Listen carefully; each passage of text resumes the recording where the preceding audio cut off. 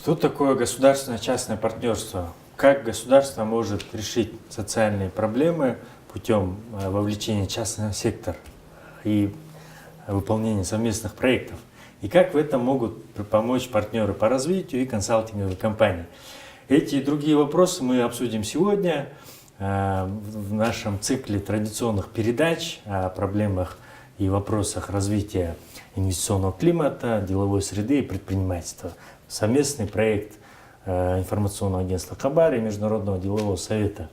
Сегодня у нас в гостях глава офиса IFC, Международная финансовая корпорация в Кыргызской республике, господин Мартин Негеле, и управляющий партнер юридической фирмы Каликова Associates Улан Тилимбаев.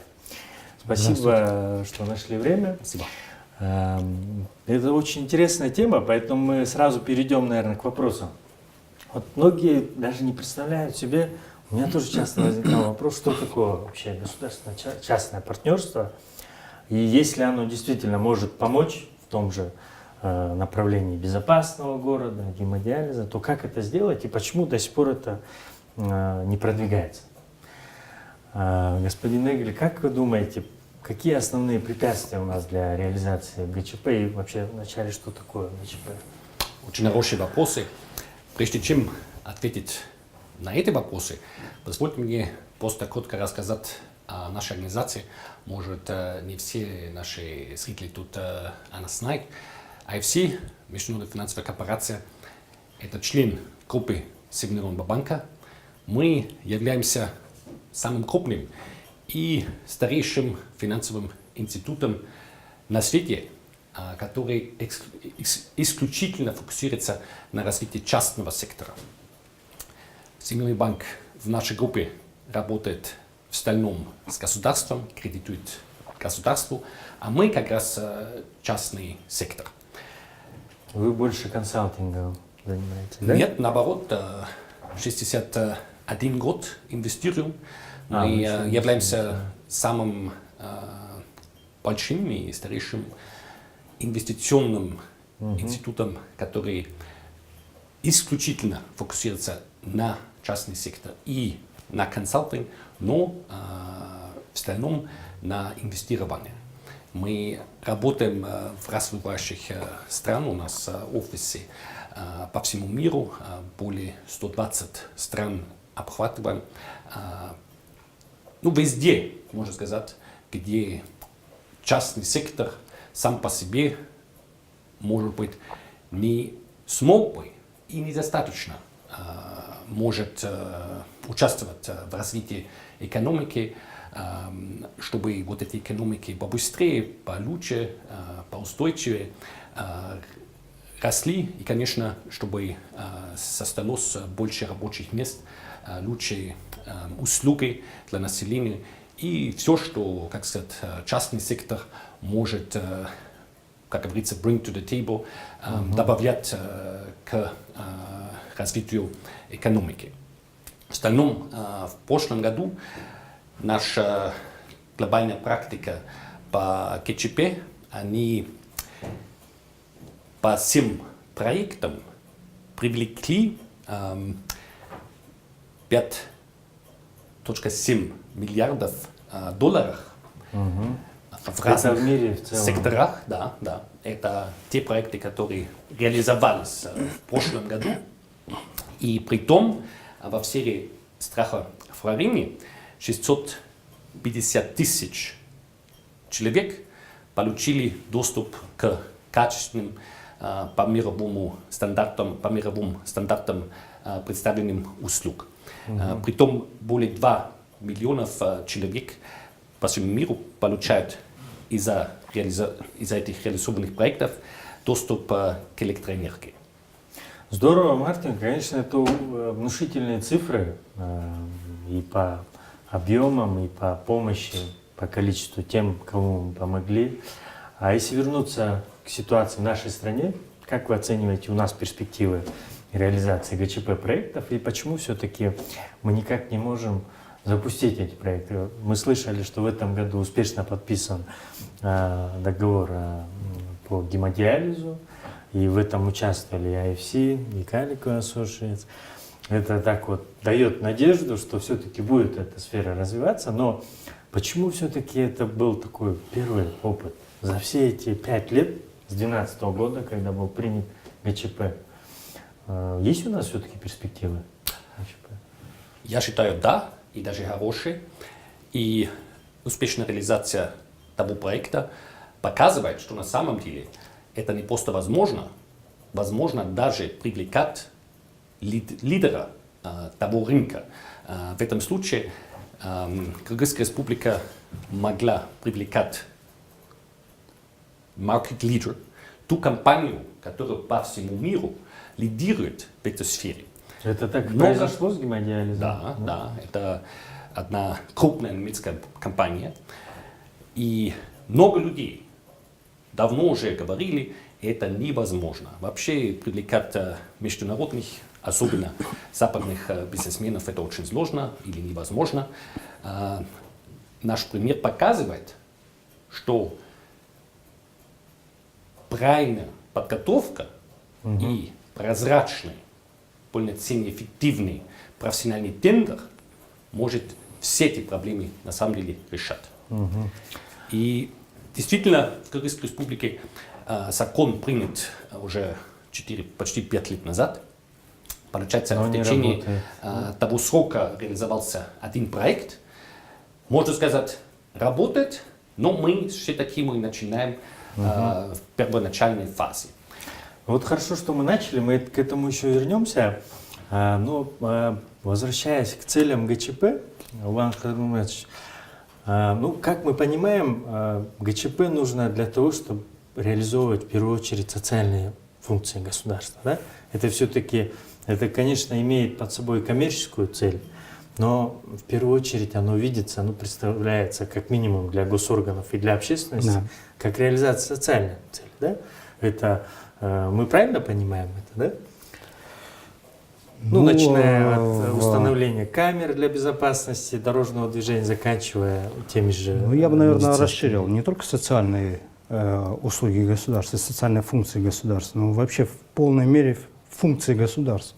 Будь то это оборона, правопорядок. Даже в обороне можно. Ну, в принципе, почему бы нет?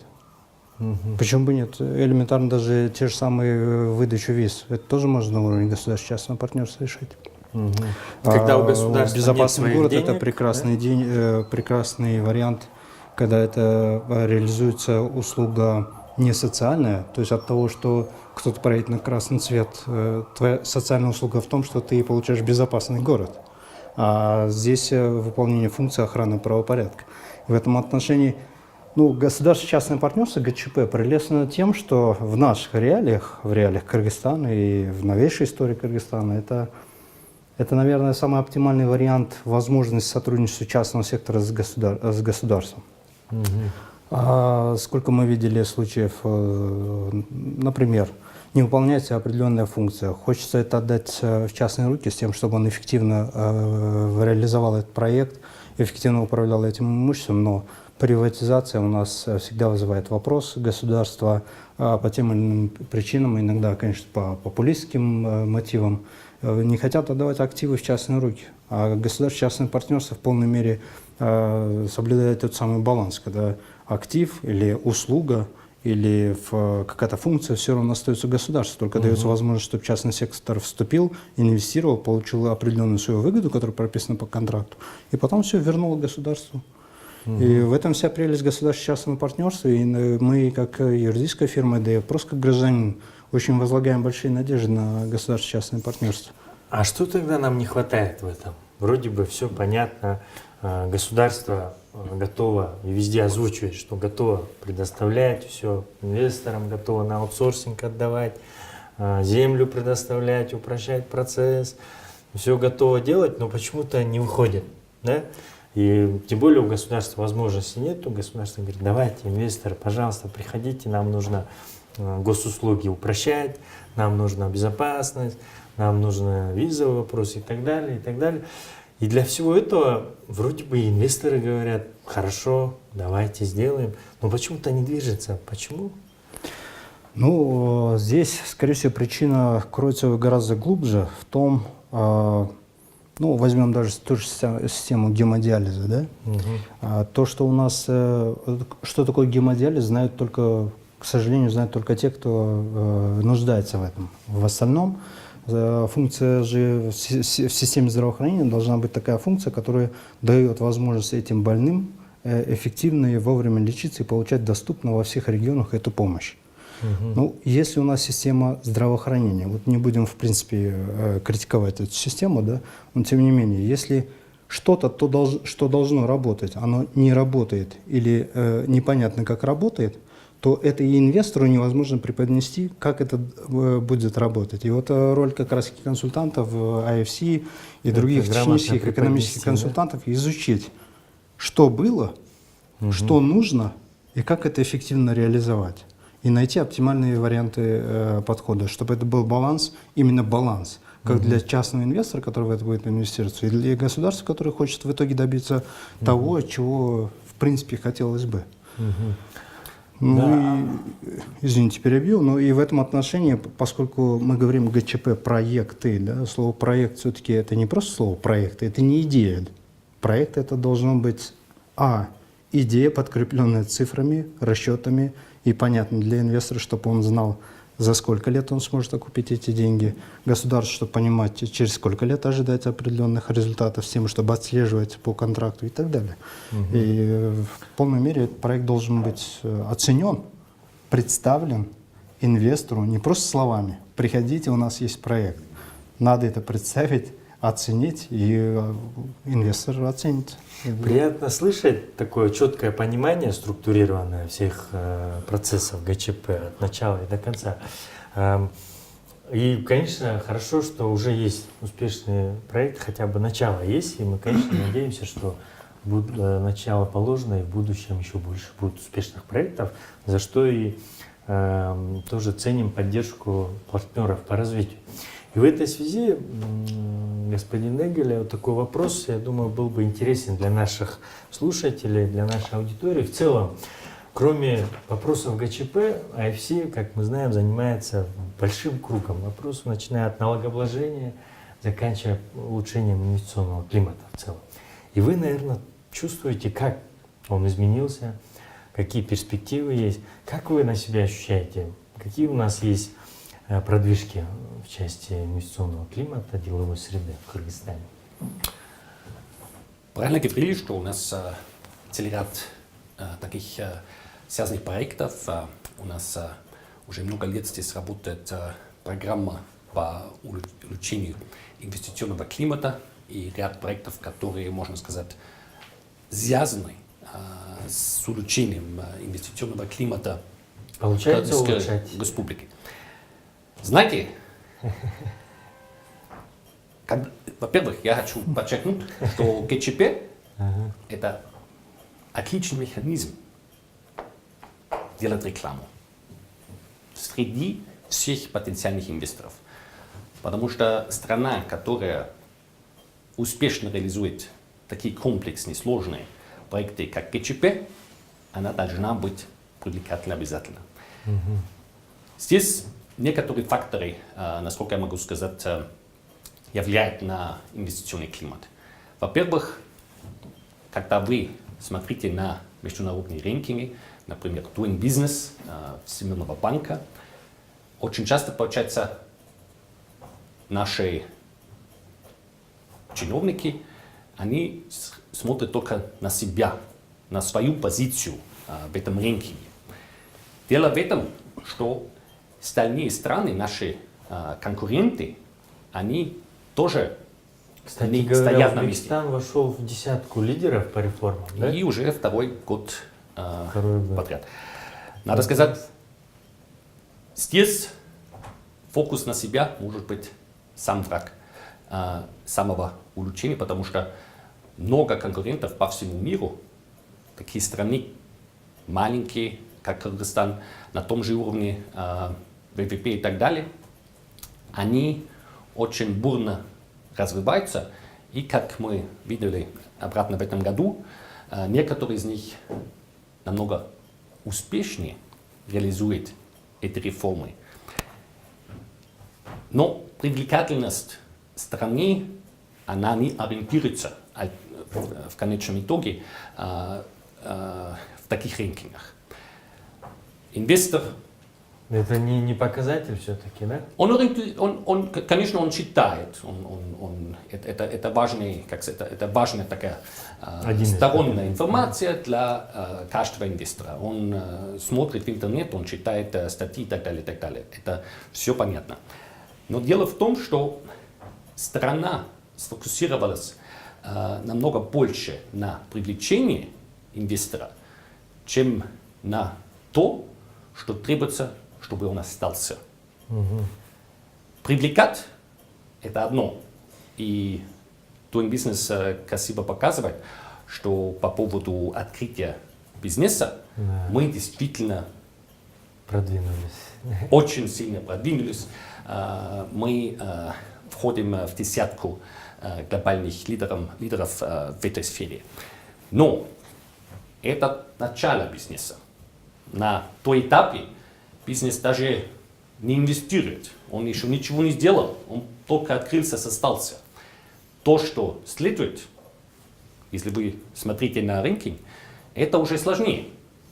И к тому фазу, когда бизнес по-реальному развивается, становится сложнее и сложнее, и заканчивается с тем, что закрыт бизнес Уже сложно, уже не так, как открыть. очень сложно получается. И вот все это показатель того, что фокус на привлечение – это красиво, as they say, это nice to have, но это недостаточно. Инвесторов, их надо держать на месте, их надо постоянно привлекать. И даже если один инвестор инвестирует в каком-то там бизнесе, в идеале он бы в дальнейшем еще раз инвестировал, и еще раз и крупнее, крупнее. А в этом мы видим достаточно большую работу по реформам и в самом начале, и самое главное, по имплементации всяких реформ. Пока реформа на бумаге, инвестор еще не чувствует. Он должен чувствовать эффект всех этих реформ на уровне ежедневной работы. Пока да. мы тут боремся всеми, как мы говорим, implementation gaps, с тем, что чиновники сами не знают о этих реформах или не хотят их имплементировать, инвестор будет недоволен. Вы хорошую тему подняли, потому что это то, с чем мы каждый день тоже сталкиваемся в нашей ассоциации, потому что к нам обращаются те инвесторы, которые говорят: да, нас пригласили, нам дали гарантии, мы пришли, мы инвестировали, мы работаем, уже вложили, а теперь у нас начались проблемы. Здесь, тут законодательство меняется постоянно. И тут мы как раз и задумались. Вот вы правильно сказали, что после того, как открыл бизнес, еще куча есть факторов, которые в Doing Business предусмотрены. Международная торговля, разрешение судебных споров, налогообложение и так далее, и так далее. Да? И в этой связи ваш опыт тоже интересен, если вы поделитесь. К вам часто тоже обращаются инвесторы, и в основном крупнейшие инвесторы, да, как мы знаем, с этими вопросами, и в том числе по судебным делам. Да? И мы, вот сколько они говорили о структурных реформах, о необходимости реформы судебной системы, почему-то как-то этот вопрос отодвигается. Да? Мы какие-то реформы проводим, что-то упрощаем, лицензии, разрешения, а судебная реформа у нас остается, да, часто. Вот как с вашей стороны, что бы мы могли улучшить уже в ближайшее время для того, чтобы и свои позиции поднять в Doing Business, в индексе экономической свободы, и вообще в реальности, чтобы нам, нашим инвесторам, было легче жить, работать? Ну, сложно сказать. Сложность, наверное, заключается в том, что вот этот комплексный подход к реформе как таковой, будь то в определенной сфере, или вот возьмем широкий инвестиционный климат, а вот этого комплексного подхода не хватает ни в государственном секторе и в частном секторе. Сейчас объясню почему. Буквально в каком-нибудь конкретном примере. Да, вот, Скажем, государство хочет, чтобы мы развивали гидроэнергетику. Пример. Потребность в этом есть? Есть. То есть потребление электроэнергии растет. А потенциал есть? Есть. У нас есть красивые слайды, что у нас гидропотенциал сколько там миллиардов кубометров, да, или миллиардов киловатт-часов. А с точки зрения системного подхода, подготовки к, как Мартин сказал, не к приглашению, не проведению бизнес-форумов и проведению презентаций, а к тому, чтобы инвестор пришел, мог сесть, посчитать, насколько это выгодно, невыгодно, комплексного подхода, к сожалению, вот в данном на конкретном примере этого нет. У нас не решены вопросы с предоставлением земель под строительство гидроэлектростанций или солнечных станций, или ветряных станций. Что у нас с тарифной политикой? Да, прописано, написано, что поскольку это возобновляемые источники энергии, должен быть двойной коэффициент. А как этот двойной коэффициент на практике реализовать? Это представляется так, что государство своим государственным компаниям, которые осуществляют сбыт электроэнергии населению, они из своего кармана должны тому, кто выработал электроэнергию, доплачивать. Но это в принципе невозможно. Либо это возможно, но на это продумать, как это государство. Ну, вот этого системного подхода нет. И в том числе этого системного подхода нет и с частного сектора. Потому что когда возникает какая-то инициатива, например, сейчас обсуждается новый налоговый кодекс. Ну, я не знаю, многим это известно или нет. Но вот попробуйте получить какой-то отзыв у бизнес-сообщества на этот налоговый кодекс. Ну, можно будет по пальцам руки посчитать таких активных представителей бизнеса, которые придут и расскажут свое мнение по этому поводу и скажут, вот этого нельзя делать, там должен быть баланс и так далее. То есть конструктивного диалога. То есть не хватает активности с обоих сторон, да, для частного сектора и государственного. Ну, а в этом отношении, знаете, я все-таки подхожу к этому буквально как взаимоотношения клиент и консультант, как в нашем случае, мы как юридическая фирма. Пока клиент нас не будет подгонять и говорить, что-то вы там упустили такой-то момент, да, доделайте то-то, я от вас требовал то-то, пока он этого не будет говорить, редкая юридическая фирма, редкий юрист будет действовать на опережение и предлагать оптимальное решение. Так и с государством. То есть частный сектор должен требовать. Пока ты не будешь этого требовать, пока не будешь не то что требовать, а вот говорить, что необходимо, того и не будет. То же самое, колоссальный, классный закон о лицензионно-разрешительной системе. Сказано, ждешь 30 дней, если не получил, считай, что ты получил лицензию. А попробуйте без лицензии теперь пойти получить проект. Ну, комплексного подхода нет. Поменяли один закон, а все остальные законы остались такие, какие есть. А там формально говорят, ну, вообще-то мне по списку лицензия нужна, а у тебя лицензии нет. Ты говоришь, а в законе? Нет, у меня написано вот так. Вот это комплексный подход требует комплексного подхода требует многие вещи, в том числе изменения в законодательстве. Когда мы говорим часто меняется, вот как раз частота, на мой взгляд, лично на мой взгляд, эта частота обусловлена тем, что когда разрабатывается один закон или внедряется какой-то принцип законопроекта в закон, то не учитывается это пакетом, не учитывается, что нужно вносить изменения в тот закон, в третий и четвертый. Интересный опыт. Вот, да, вы правы, что, может быть, часто активности не хватает. А с другой стороны, вот нам обычно частный сектор жалуется, что слишком часто приходится активность проявлять, потому что слишком много законодательных инициатив. Есть такое, да? Ну да, чисто, ну, это и хорошо, и плохо. Это и конкуренция законопроектов, это конкуренция идей. Да, у нас даже в рамках Джугурку и Кенеша выясняется, что есть два законопроекта от двух разных групп депутатов или депутатов. Но это не есть плохо, это хорошо. Есть инициатива, есть какое-то движение, но это надо вот сесть, до ума довести хотя бы один из них и это все реализовывать.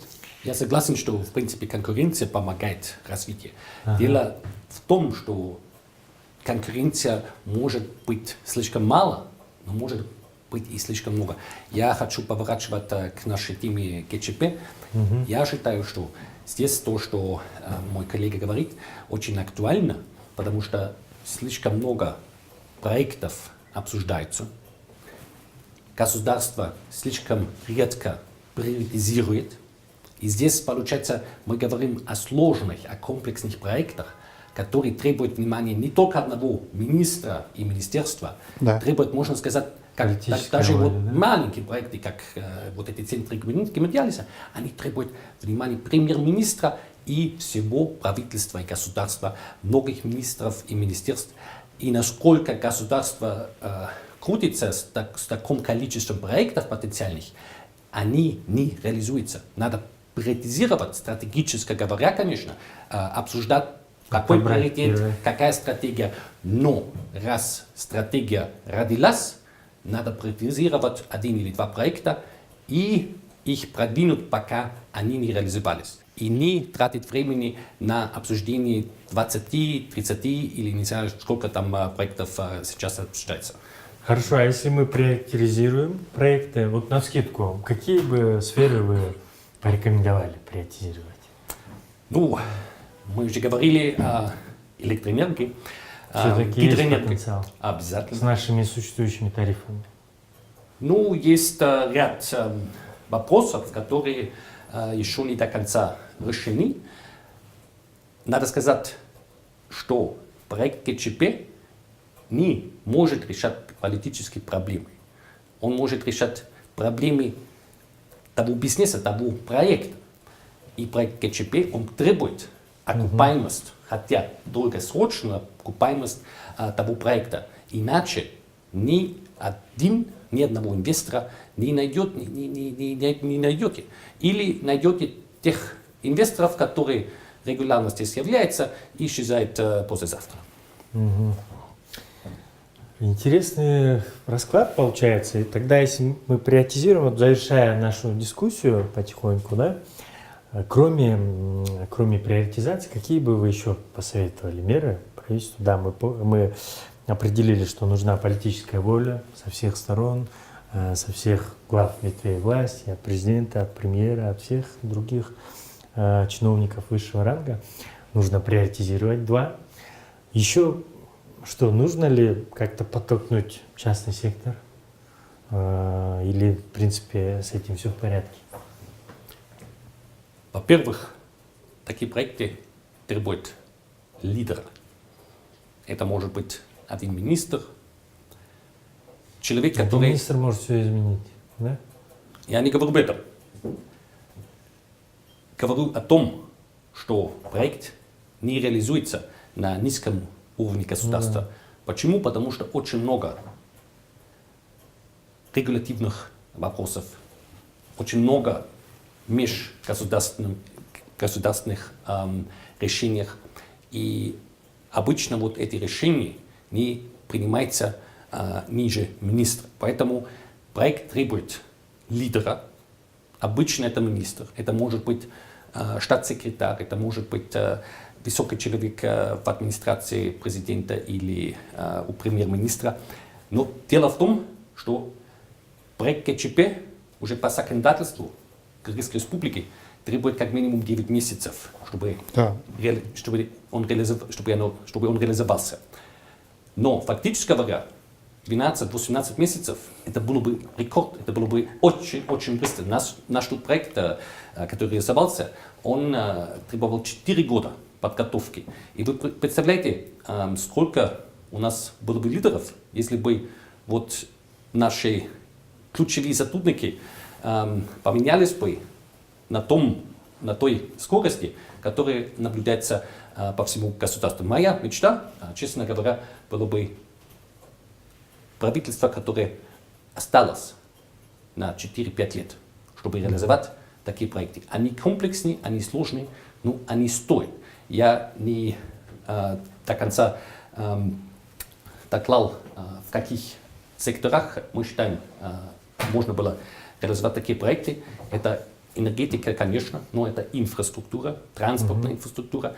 И, может быть, самое главное в данном этапе для Кыргызской Республики это социальные услуги, это образование и, конечно, здравоохранение. Это идеальные сектора, чтобы развивать не просто маленькие проекты, а в конце концов и крупные, большие проекты с лидирующими компаниями всего света. Мгм. Здорово, да, будем надеяться, что у нас будет, как вы сказали, стабильность такая, чтобы в течение 4-5 лет выбрать направление и постараться реализовать как можно больше таких проектов по социальной сфере, по инфраструктуре, по энергетике. Ну и завершая нашу дискуссию, если у вас есть тоже какие-то советы, как у нас лучше реализовать ГЧП. Ну, советы прислушиваться к консультантам, которые имеют очень хороший опыт реализации ГЧП проектов, и не только ГЧП проектов, по улучшению инвестиционного климата во всем мире. Это все-таки структура Всемирного банка.